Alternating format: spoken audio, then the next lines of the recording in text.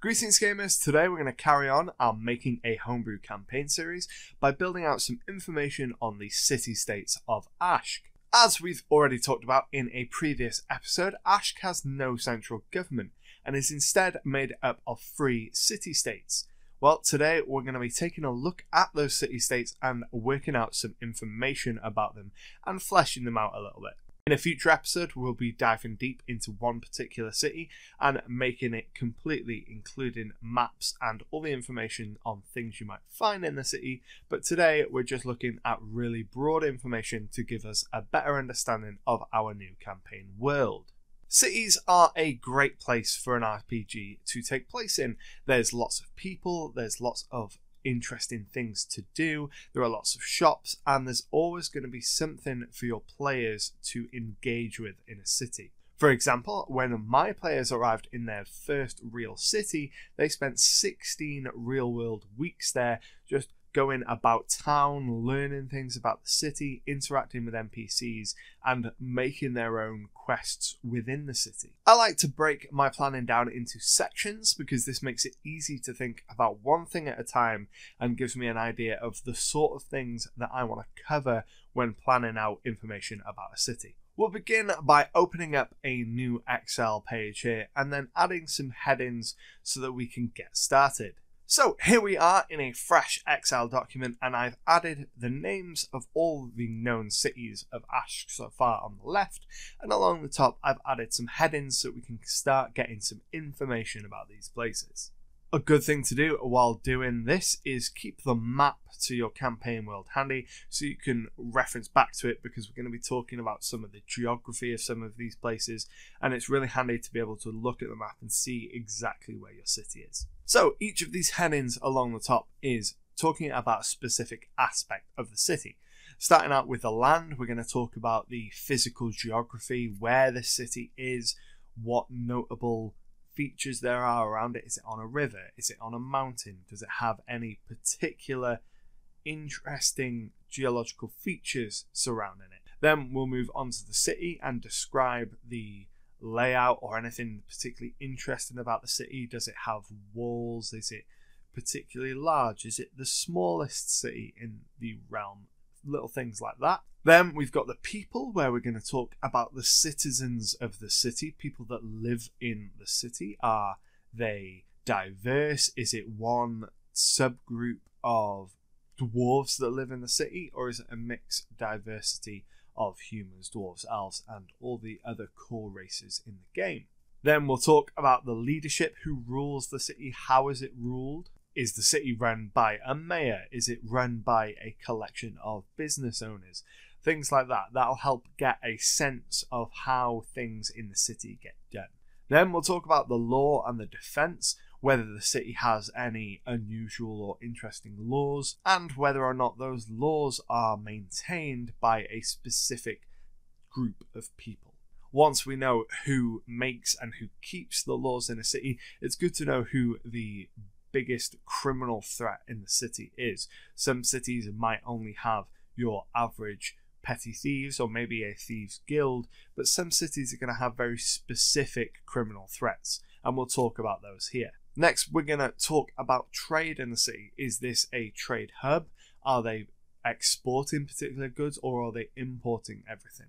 Knowing these things will inform how law is kept in the city, how the leadership reacts to different things, and how the city views outsiders.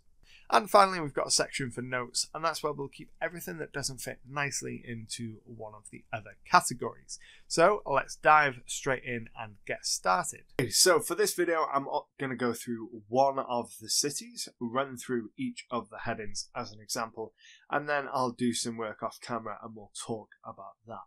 So we're going to start with the city of Azim. Now, if we open up our campaign map here, we can see that Azim is the de facto capital of Ashk, and it's down here in the south, and it sits on this river here that leads into the Great Lake. So if we head back into Excel, we will add that information into the land section. We don't know the name for this river or the lake at the minute, but that isn't important. All that's important is we get down that the city sits in that location. So we know it's near a river and near a lake, so there's probably going to be water vessels coming in and out of the city, and it's near a source of a lot of fresh water, so it's unlikely that a siege would have much impact on it in terms of water. For the notes about the city itself, it's a fairly new city. It's one of the newest cities in the country, and it started out as a trading hub, and the city built around it. The city is walled so that the merchant guild, who we'll talk about in a minute, can control the coming and going of coin. In terms of the people in Azim, the city will be quite diverse. People come from all over Ashk to trade at the Great Bazaar. In terms of leadership, Azim is going to be controlled by the Merchant Guild, which is a collection of wealthy families who date back to the city's founding and who are responsible for the construction of most of the city's infrastructure. So the walls and a lot of the public buildings were funded by this Merchant Guild to give protection to the traders who were bringing them coin. The city of Azim is going to be defended by the Tamim, which is a rough translation of secure in Arabic, and these are going to be the Merchant Guild's private army, if you like. They are there to protect the interests of the guild, so they're not necessarily there to protect the people, but they are definitely prioritizing guild resources and protecting the guild's money.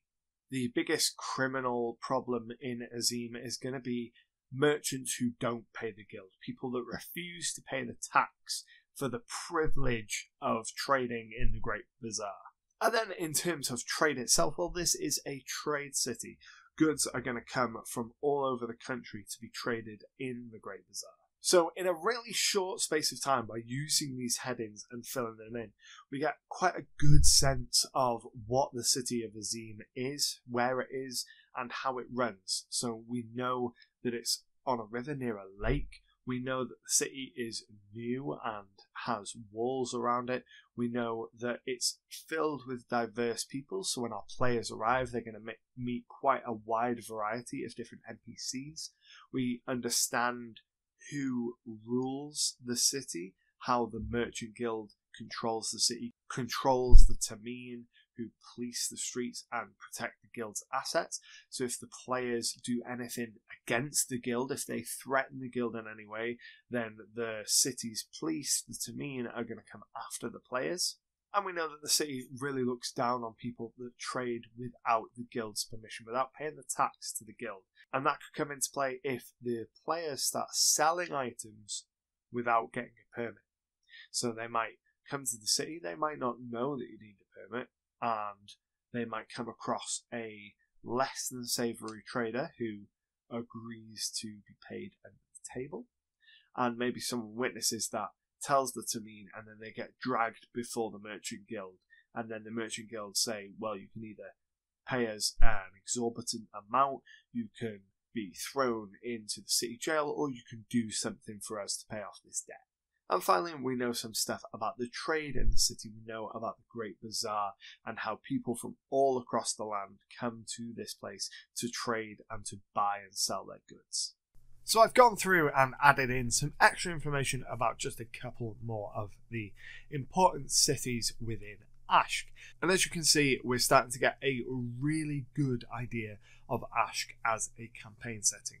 We have the geography, we have a map for Ashk, we know who the main gods are, we know what the central conflict of our campaign will be, and now we've got a rough outline of several of the city-states so that we could start our campaign in or near any one of them and have a really good jumping off point to dive really deep into those city-states and really flesh them out with their own maps and more information. I really hope that you found this video useful and found my process for sketching out the really rough ideas of a city helpful. If you did, don't forget to hit that like button down below. In future weeks, like I said, we're going to choose one of these cities and then we're going to do a really deep dive in it. We're going to decide where our players are going to start, which city they'll start closest to, and then we'll really expand on the information of that city. We'll make a map, we'll decide who the traders are, we'll get some subplots going and some ideas for